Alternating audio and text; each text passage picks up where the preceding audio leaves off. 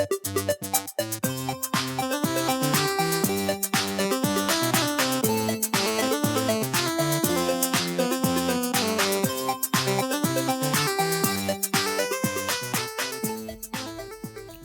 this episode of Game Dev Hideout, Daniel talks with Martin, one of the creators behind Westmark Legacy.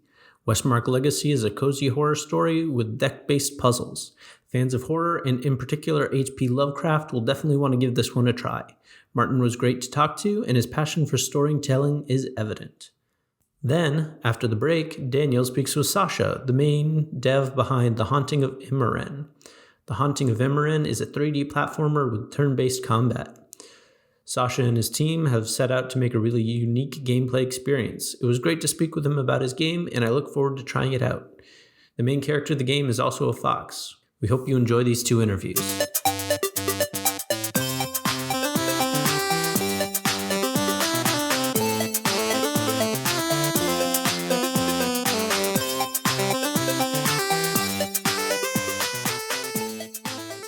Hello, we are talking with Martin from the creator or co-creator of Westmark Legacy today. Thank you for joining us. How are you? Thank you. It's nice being here. So Westmark Legacy, is this sort of a follow-up to another game? It's a spiritual successor to Westmark Manor, which was our last game we did. So I was looking at Westmark Manor. Is that more of like almost like a walking, exploring the house sort of game? It's a puzzle game where you're basically like locked into this mansion and you're trying to figure out how to what's going on in this house. It's a very different type of game to what we're doing now. What we've set out to do is that we create an IP, a brand, or like a world where we can create different types of experiences. Like every title we do is going to be different, but it's going to be set in this universe, so to speak. Mm-hmm. So are they like connected through like kind of Easter eggs, or are they more directly connected?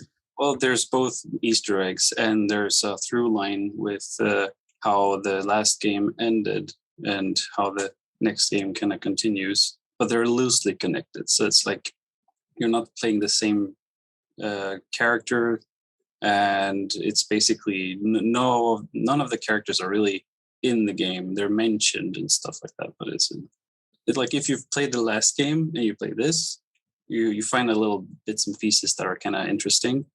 But if you're a new player, it doesn't really matter. It'll still be a good experience for new players. Very cool. So for this interview, we're focusing, I think, on Westmark Legacy. So what's Westmark Legacy about? It's a turn-based card game where basically you're exploring this. You're playing Herbert Westmark, which is like a uncle to Theodore Westmark in our last game. He got a note from the lawyer saying that, Theodore, he's been missing for quite a while, so he's now declared dead. And you are the sole proprietor of the Westmark estate and all its belongings and all that stuff. So Herbert, he lives in London, moves over to the US, which is kind of the place where they are, to a town called Bournemouth, which is closely related to the Westmark estate. And he finds out that some weird things are happening in town. People are going missing, like there's some stuff going on around outside of town, so nobody really dares to go out and stuff like that. So basically the game is where you're exploring the map, trying to figure out what happened, getting to the Westmark estate, which is a little bit of a trek, and surviving along the way, because there's stuff along the way. I like you bobbing and weaving around spoilers. Yeah, I don't want to say exactly what it is, but it's some weird stuff. Yeah. So this is like a horror genre game. It's I call it cozy horror because it's not like the horror you usually see from games now that like the Steam Summerfest No, the Summer Game Fest thing was recently. There's a lot of horror games coming out, but a lot of them are just like big scare games where it's like boo in your face, jump scares, and all that stuff. We're not really doing that sort of thing. It's more of a gothic horror aesthetic and feeling, where it's a lot about atmosphere and just soaking in the cozy stuff. If you kind of feel horror is a cozy thing, but it's not really good, like this dark and broody stuff. It's more like kind of like how you feel for Halloween. It's more for a fun time, so to speak. So it's more like while you're playing, you get like this like subtle, like uncomfortable vibe that you can't quite explain, but it's not quite scary. It's not like scary in that sense. It's like you explained. It's more of a feeling and an atmosphere. So it's like if you enjoy those kind of things, that would fit perfectly. Mm-hmm. I feel it lacks, like the game market is very saturated with this serious horror, and I just want to get it kind of more towards the more I wouldn't say campy, but like somewhere along that line instead. Mm-hmm. And I think you get that from the trailers, because you're walking around like a house or like the woods or something, and like it's like the darker, more like ambient lighting. Yeah, but I didn't. We try to play with the atmosphere a lot, and that's kind of a lot of praise has been given us for the people who play the demo and like the stuff that isn't public yet. The people love the atmosphere, and they say like they want more of that. So we're kind of delivering on that part because I feel that's kind of nice. Just having a nice like cozy time with the game, especially when it's turn-based. So you're sitting and kind of soaking in the atmosphere as you play, and kind of. Yeah, because I was wondering how like regular horror like turn-based thing would work. Because like how would you do like a jump scare and like a turn-based thing? Well, we have other than the actual combat itself, where you have basically card game mechanics, you're solving a puzzle in order to beat the opponent. But in the map where you're traveling, you have the different encounters with people, beings, things, and you can interact with them by just speaking to them and using items, getting clues and stuff like that. And we have a skill system where you can level up into different skills, and they will kind of in turn make you better or worse at things. So when you do a skill check, you can fail at some things, and you get like consequences for stuff like that. So yeah, there's more to that than just walking around and killing things.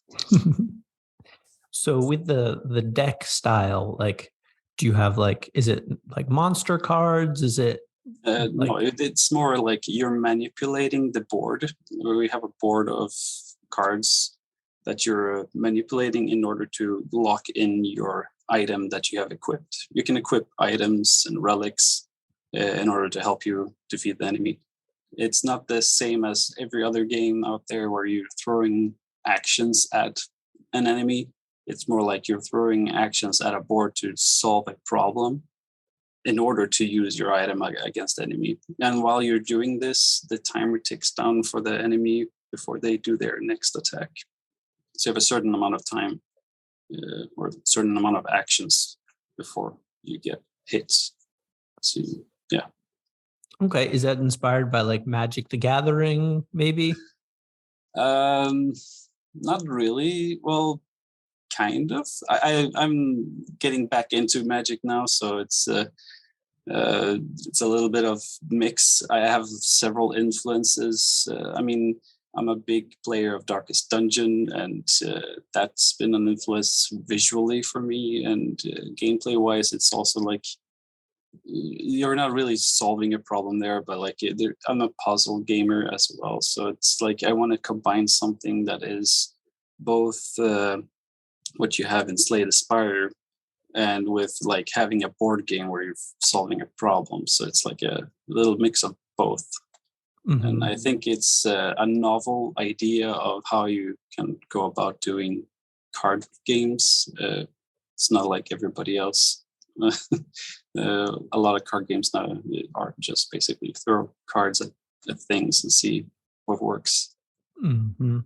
So like the deck.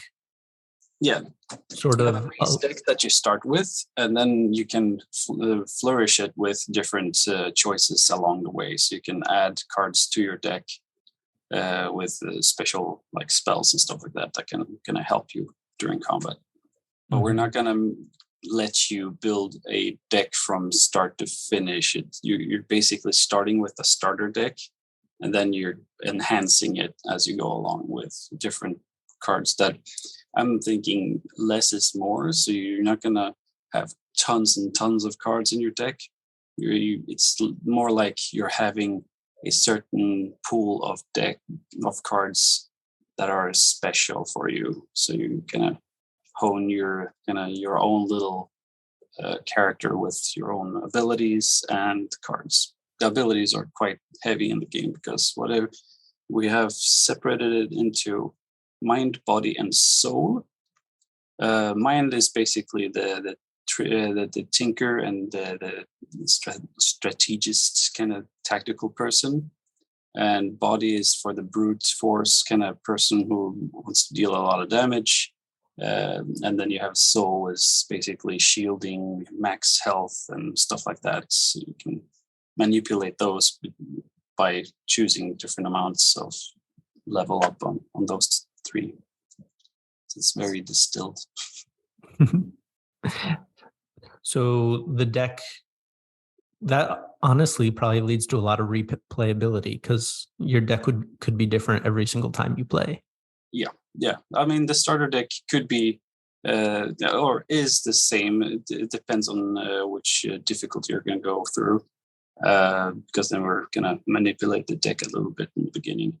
But then again, you have free choice to choose whatever card you want, and some cards are better synergized with whatever persona points, the actual leveling system. What you put there is gonna affect how well your cards are gonna be in combat, basically. They all have a base stat, but you can always get them better. So does the deck sort of help you like organize your items to attack, or is it kind of like Batten Kaitos where you have like what you do is once you get your items, you can equip them, and you can only equip a certain amount, and these items will then be available to pick in the beginning of the fights. Gotcha. So you pick one thing, you lock it in so you can use it against enemy, and then you pick another one. So you can always kind of shift items for each time you do an action, basically. So you're working on this game with a partner, right? Yep, Christopher. And I assume the first game you guys made together as well? Oh yeah, the first game was a turn-based game, which was Acuratus, turn-based tactical RPG set in a medieval steampunk world. Basically, you're building your own mechs and also traversing a map and finding parts and things to kind of make your army better. So we did that like 2012, a long time ago. Wow. Basically, when we founded the company back then. So you guys have you've done this before? Oh yeah. We've released 2 games before, and now this is our third, and we're getting better at it. It's like as every indie could tell you, like the first game always kind of gets it doesn't always hit the mark, and you can learn from that and go on and make it better. So what were some other sort of games that inspired Westmark Legacy? Yeah, I have several. I mean, games are nice and all, but they're usually a derivative from something else, like books. I read a lot of books. Lovecraft, of course. It's a big inspiration of mine when it comes to this series of games. I'm also like movies. I read a lot of comic books. I actually make comic books as well on the side. Yeah, it's like I can't really name a lot of stuff except for Lovecraft, but there's a lot of influences, and I'm gonna share those sooner or later on Twitter. Like little tips, like this is what we've used as inspiration for Westmark. Mm-hmm. So you do comics as well? Yeah, Wow. I actually finished the Kickstarter like a couple of months ago, so we're gonna print and ship it out in September for our backers. So yeah, it's called Grimland Ascension, which is basically a grim, dark future of humanity, and we've just created like a big universe for that. And, yeah. Wow, you're a really busy dude. I am. I have my day job, which is basically UI art, and then I do this on the side on my spare time. So yeah, I have lots of passion, lots of work, and I kind of like it. So why not? It's better than just wasting time watching film or doing nothing. I don't know. I've been doing this for so long, so it feels like a normal thing for me. So. Mm-hmm. So Christopher, he does a lot of the programming, and do you do most of the story and the art? I do game design, art, story, management, like the whole shebang. Mostly because no one else does it. We have some friends helping out, like Magnus, who's doing the sound design. He did the sound on Westmark Manor. He's helping us out on this one as well. We have also who's helping me doing the script, because we're gonna do voiced script for the whole game. So that's gonna be nice. Yeah. So there's a lot of stuff that needs help, but most of the stuff I do myself. So, do you have any, like, what are your hopes for getting it like released? Just like through Steam? Yeah, for now it's Steam, like PC mainly, Yeah. and then we'll see with Linux and Mac, and in the future we'll see with how it goes with porting and stuff like that, and hopefully we'll have a release next year. Very cool, because it seems like it stands out as different than a lot of other games that are coming out right now. Like it doesn't seem like it's like that very popular like open world sandbox. Yeah, those are very normal to see. Yeah.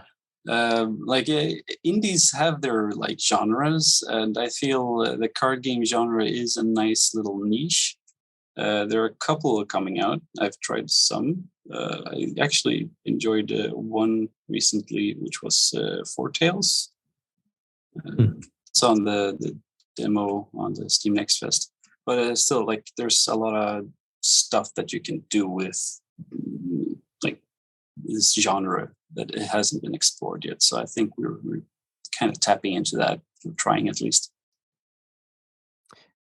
Yeah, I would think so. And as far as like programming like a card game, is that more difficult than other? Actually, I mean, I wouldn't say it's easier, but it's different. The like Westmark Manor we did, that was like full 3D. You're walking around in different rooms and all that. That had its own complications with just keeping like memory low and all that stuff. And just the amount of bugs we've had on this one is way less than the last game. So we're doing something right. I mean, you're always learning doing things like this, so it's a learning curve. But I think we've reached a point where we actually know what we're doing. So now it's kind of fun doing this, and not frustrating as it was before.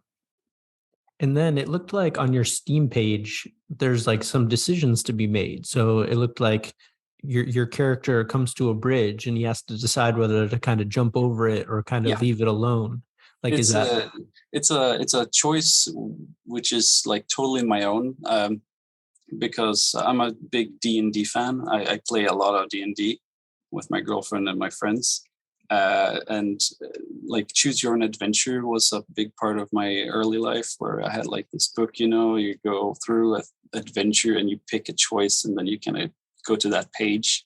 I wanted to recreate that part into the story, so you kind of have branching paths, you have choices, and the skill checks. So it's all kind of, and everything accumulates into what you've put on your persona. So your points you spend on yourself will kind of tell how you're going to go through the game, because some paths will open up depending on which choices you pick. So it's not going to be like a straight line from A to B when it comes to like the whole experience. It's going to be different. That's cool. So if I jump over the bridge, and if you succeed, or jumping over the bridge, then okay, you know what I'm asking. Then you basically open up another branch on like the road, so you can go that way. But if you fail, you kind of lose a little health and need to go like the long way around. So yeah, I gotcha. So it's not a full game over if I no. choice. Like usually we're not going to punish you for like doing a choice. You're going to lose a little health, but you're not going to lose like the whole thing. It's more like the punishment will come in combat when you kind of really mess up. But otherwise, it's kind of lenient. It's more exploring and getting the experience through the game, and not like getting punished. We're not making a Dark Souls. We have like parts where it's kind of difficult, but it's not going to kill you off. It's just going to make you a little bit miserable for a while. Mm-hmm. But then again, you have items that are going to be random. Some enemies are going to be random. So it's like also like, even if you're going to pick another path, it's also not always going to be the same experience, even though you're going to go another route. So. Mm-hmm. So how can people best support you guys? Oh yeah, that's a good question. We have actually not announced this yet, but we're probably going to do a Kickstarter next year. So, I mean, that's going to be a big one for us, mostly because of funding and stuff like that. But also follow us through Twitter, because that's where I'm at most of the time. I'm fairly active there. And just wish list on Steam, and we'll put on announcements and all that stuff. We also have a Discord. I can send you a link. Yeah. So you can link to that. So if anybody wants to talk, I'm always available. I feel I like to be translucent and very upfront. I'm that kind of a guy. Like I don't like the political correctness is very like not in me, so to speak. So I speak my mind quite often. Mm-hmm. Cool. So we meet most of the people we talk to through Twitter. So it seems like maybe that's a good way to. Yeah, the turn-based community is really big there as well, and I'm really happy for that, because I love turn-based games, and people who do make games like that should have more exposure, I think. Definitely. It seems like they've built like turn-based Thursday. Yeah, that's like the best day. And it seems that there's a lot of like internal support from other developers, but it's kind of feels like it's slowly leaking out to other like normal like AAA game fans. So yeah, I think slowly but surely people will notice the love of like turn-based gaming. Like it's there. It's just, I think it's a niche, but it's growing, so it's nice. Mm-hmm. All right. Any final thoughts before we wrap it up? Not at the moment, no. Awesome. Well, thank you so much for coming on the show. Yeah, thank you. It was fun. Definitely. So everybody keep an eye out for Westmark Legacy. And I guess while you wait for that to drop, check out Westmark Manor. Yeah. Or what was the other game that you were? Apparatus. Apparatus. Yeah, I can give you a link later. And that's like, is that like an SRPG or? It's a turn-based tactical game. Gotcha. Okay. Perfect. So everybody check out those two while you wait for Westmark Legacy to drop. And thank you so much. Thank you. Bye now.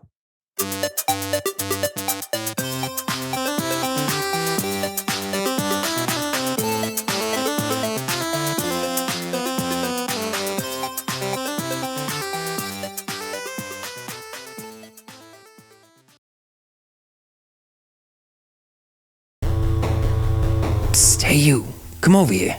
Who, me? Yeah, you. Okay. Hey, do you like Zelda?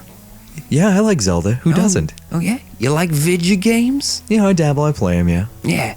Do you like listening to people talk about video games? Of course I like listening to people. Who reads anymore? Well, buddy, do I got a podcast for you. It's called Fan Fiction, with an X. Oh, And you can find it on all your major podcast distributors. that sounds amazing. Oh, buddy, you have no idea. One question, though. Why are you in my room?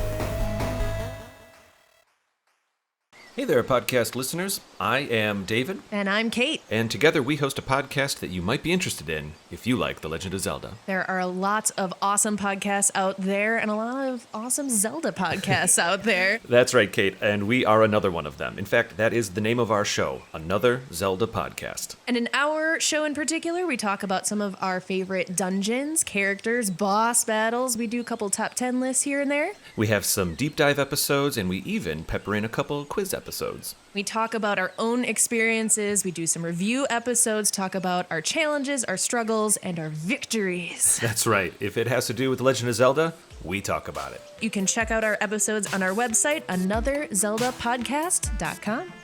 You can find us on Apple Podcasts, Spotify, Google Podcasts, and a lot of the other podcast services that are out there. And you can also check out our episodes on our website, anotherzeldapodcast.com. All right, we will see you there. Okay, bye.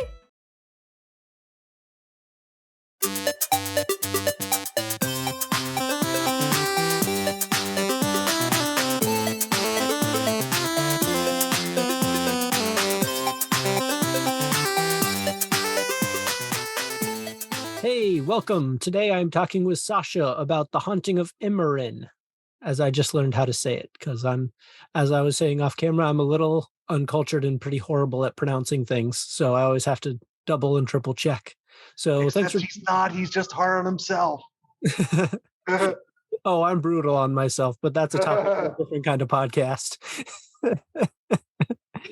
So how are you doing? I'm doing good. How are you? I'm good. So tell us all about Haunting of Emoren. Okay, so it is an RPG platformer hybrid.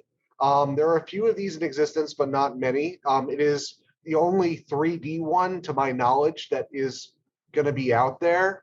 There are a few RPG platformers out there that are like side-scrollery, and then maybe one with a fixed perspective 3D camera, if I'm not mistaken. But we're a fully 3D game with exploration and active turn-based battling, like in old school Final Fantasy games or Chrono Trigger. Okay, so units are kind of going wherever they want. Yes, so the monsters don't wait for you to make your choice. They will attack you whether you're ready or not. Mm-hmm. I remember the first time I played Chrono Trigger, I didn't know that, and I had set the game down. Oh, So gotta press pause.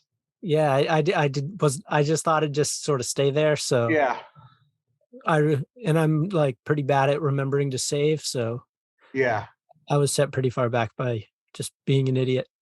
right. Hard But on yourself as always. yes, maybe my trademark, maybe not. Consistent. Exactly. Like if I started going all positive, that's when like people would call and say, "Are you all right?" Yeah. But so it's platformer, huh? Yes. It's going to have exploration and jumping puzzles. There may be some hazards that you have to navigate. And Also, we are talking about this spirit sight mode in which the character can see an alternate spirit world where things may be a little different, puzzle-wise and platforming-wise. So if there's a obstacle in your way in the normal world, maybe in spirit world it'll be a little different. You can get around it somehow. But that feature is actually being debated on the team right now. There are some people who don't like it, some people who do. I'm somebody who does. I know quite a few people who have very, very strong feelings either way. So it's a point of contention. But platforming, yes. So there's a lot of jumping around. Our levels are, the art director is making sure that there are a lot of opportunities to get into places, to jump into secret locations, to just have like the fun joy of like Mario 64ing through levels, where you're making risk or reward jumps to places and really exploring a 3D universe. But then there's monsters in the field, and if you engage with them, you enter a turn-based battle. And you can engage with them in a multitude of ways. If you swing your sword at them and hit them first, then you have advantage in battle. But if they get you, they have the advantage. And then there are some enemies that have really nice loot that try to run away from you into a crowd of more difficult enemies, which makes it kind of a skill-based sort of like chase that we're talking about to chase down a golden enemy and get into a battle with him without getting into a fight with things that are more dangerous for you to handle. So yeah, in that sense, that's the kind of like atmosphere we're going for in terms of RPG platformer. Okay, so let me see if I'm getting the spirit world idea. So is it almost kind of like Ocarina of Time, where you're kind of jumping like? Yes, except in Ocarina of Time, I believe that you don't jump immediately between both worlds. You can visit the future and the past in Ocarina of Time, but it's not a button press. You have to like pull out your flute or something or visit a location. I don't remember, but yes, there are. I would say it's a little bit more akin to the Dark World and A Link to the Past. Okay. I think that game uses it a little bit more to the flavor that we are, where the Dark World contains a little bit different geography than the normal world, and switching between them with the magic mirror allows you to access places that you can't in the normal world. But in this game, it will be a button press instead of an item. Like literally, you click it on, you're in that world, you're holding the button down, then you click it off, you're no longer in it. Okay, so it's almost like a filter kind of. Yeah. Mm-hmm. That's really cool.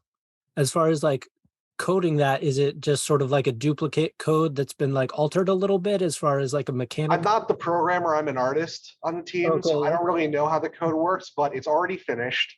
And I'm not entirely sure how it works, but there is a volume, there is a group in Unity that clicks on or off, depending on what world you're in. So you basically loaded this level, and the level is everything. Is both of those worlds at the same time, and you're only seeing one at any given time, I think, is how it works. That's cool. Yeah. So you're the art guy. So do you have like a pretty big team of people that you work with? Yes, we are 15 people strong. Oh, wow. I'm an art guy, and I'm also the CEO. I am currently the art director too, because I took that from the art director that was on the team. That is on the team still, but is currently an art lead. And I took that from him mainly because I made the pitch deck and I formed the whole project, and I just ended up having a lot of strong feelings about things that I wanted to see my way. And I think that if I have the role, like it will streamline some decisions to my liking a little bit more. And he was fine with it. I mean, I didn't kill a baby of his, but yeah, I had to do my thing there. But yes, so currently the art director and the CEO. Okay, very cool. So it seems like you've done some projects before, maybe in like virtual reality? Dreamsail has worked in virtual reality, yes. They made a game called the Iota Project on Steam, which was only a demo. Before that, it was not a virtual reality game called Blade Ballet, which is a robot fighting game. And then before Dreamsail, I worked at Insomniac Games on Ratchet and Clank. Oh, really? Yeah. Like that's a pretty big title. So thank you. you struck out on your own to have Yes. creative liberty. Is that kind of Yeah, actually, it's a little bit more complicated than that because at Insomniac, I ended up developing schizophrenia, not because of anyone at Insomniac or my experience there. It was a really nice experience, but I just had dopamine overdose in my body. So I ended up like not being able to function as well as I could have, and heard voices, had delusions, and I was just like, man, I was on a safari of medications trying to get this stuff to stop, like the hallucinations and stuff, because it was really impacting my ability to work. And the team stuck with me. And then I eventually was like, look, these medications all have really bad side effects. It's going to take me a really long time to find the right one. And I ended up just saying, like, like I had plans to start a studio at some point. I'm going to take like a year off, find the right meds, and then try to go after my dream. So I was there at Insomniac for like 2 or 3 games. For 3 games. So I had my fill of it, but sometimes I wish I could go back and do work to my fullest extent. But life, the cookie crumbles the way it does sometimes. Mm-hmm. So do you find that you enjoy having more liberty than like you would under like a I had plenty of liberty at Insomniac, actually. I had more liberty than I could handle as a junior artist coming in, actually. They gave me a lot of creative freedom. That's pretty cool. Yeah. The Insomniac that I went to wasn't the 200-man headquarters. It was the 50-man headquarters in Durham. It was full of a bunch of senior Ratchet and Clank guys, and we were just making Ratchet games. And they were comfortable with just like giving me an idea to make concept art off of, and then a model. Like, sometimes they would toss me a whole level to bring to finish. Like, it's like it was a dream come true. I'm just sad that it got marred by an illness. Mm-hmm. Yeah, it's definitely tough. But yeah. now you're still getting to make games, so I guess there's some silver lining in there for sure. Look, in some ways it's better. I get to make my own games, and I get to do things the way I want them to be done. So, when it comes to me in particular, I really value being the hands and being a follower and a worker instead of a leader. But I actually think that desire has made me a better leader than I would have been if I was somebody who really wanted to be a leader in the first place, because I'm very like cautious with people and want them to be heard and want them to be empowered and own their role. And I'm not into micromanaging anyone. So I think that gives me a strength in my role. Ironically, that life is pretty good at Dream Sale and being indie, and I miss AAA sometimes, but there's no real reason to go back. Mm-hmm. So with the Haunting of Emoren, what was sort of like the idea? Like, how did you come up with the idea? Okay, so I wanted to make an RPG, and I was sitting with my therapist one day who was really into video games. And he would talk about games all the time instead of doing like therapy stuff. And one day I was just like, I want to make a cute fox game with you. And I was totally unserious. But he said, dude, I would definitely make a game with you. And then I was like, wait a second. What just came out of my mouth may as well be my future. So I was like, okay, you come up with a story about a cute fox. I want only anthro animals. You get to come up with everything else. And I want a medieval fantasy world for an RPG. So he came up with this RPG story with the spirit sight mechanic. And I was like, okay, that's really interesting. That's a great first stab at a story. Let's make some characters. So I started making the pitch deck and making these characters. And I drew it. I was like, what is going to make this game stand out except for just spirit sight? Like, how is it going to be different than any other RPG out there? And I was like, okay, actually, like, I really like platformers and I miss working on Ratchet and Clank and 3D worlds where you can jump around. Like, why don't we make it a platformer too? And see if the combination of those two formulas can mingle together and create something unique. So I started researching RPG platformers out there, and I realized there weren't many of them. So I thought this might be a good business opportunity. And I got really excited by it. And that's how the project came to life. Because I think we actually found you guys on Twitter through Chrono Trigger, of all things. So, oh, yeah? Yeah. We had posted like some weird meme or something about Chrono Trigger, and your Twitter account had reached out. So I was really surprised seeing like the 3D world footage and then seeing that it's turn-based battles. Because it looked like it kind of looked like it has some of that Legend of Zelda flavor on it. And then you jump into like the turn-based battle. So I thought Yes. they were really cool and definitely different. Yeah, it's going to give like retro fans something a little new. Like they'll have like a modern platformer with a retro turn-based RPG. I think like a lot. I think the potential audience for this is quite vast, actually. As you'll get the retro gamers, you'll get the Zelda players, you'll get the adventure gamers, you'll maybe get some modern action RPG players if they want to do turn-based for a bit. Yeah, I mean, I think that it could be a really interesting combination, but I don't know yet. We'll see if people are interested in this because we're going to have a Kickstarter. Oh, very cool.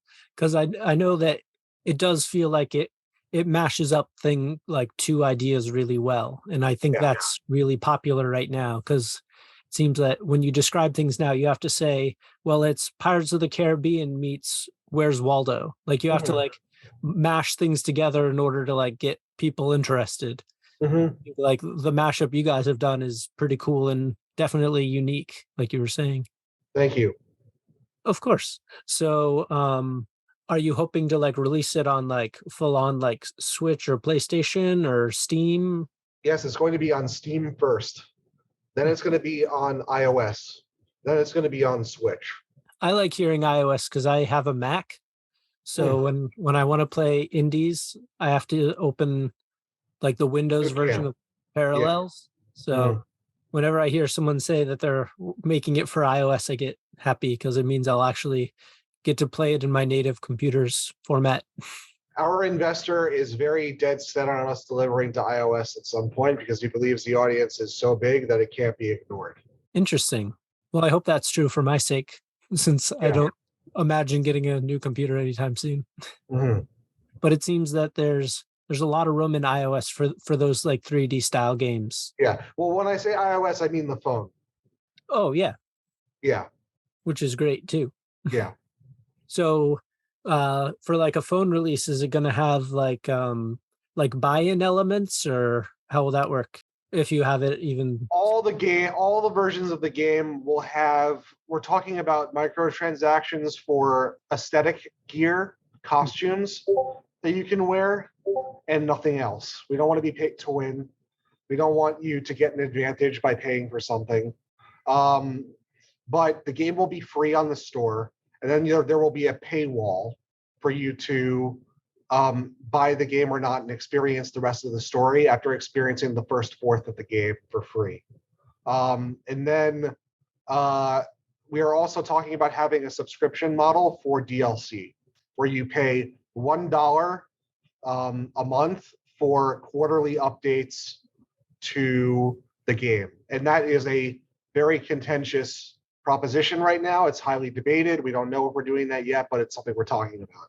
I think that makes sense. I think people will be happy to hear that it's not the pay to win that a lot of like AAA mobile games have, that pay to win.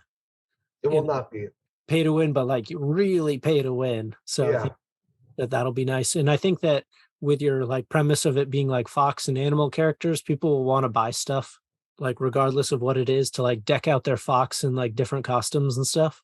Mhm. So I think that'll work really well. Thank you. So what's sort of like the quick like pitch of the story? But I will say that the story loosely is about grappling with death as a giant theme. Mhm.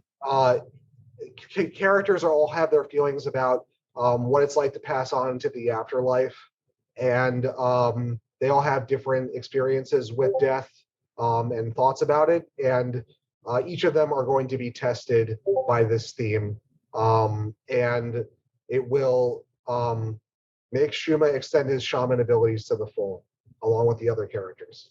Mhm. That sounds good. Yes. And so that is done through like turn-based battles. So you have like a group of like 3 or 4 sort of characters.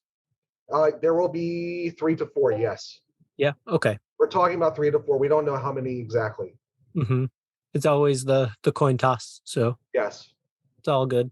What's the best way for people to support you guys? Do you have a demo that'll be coming out, or? Yeah. So we will have a Kickstarter in October we're talking about right now.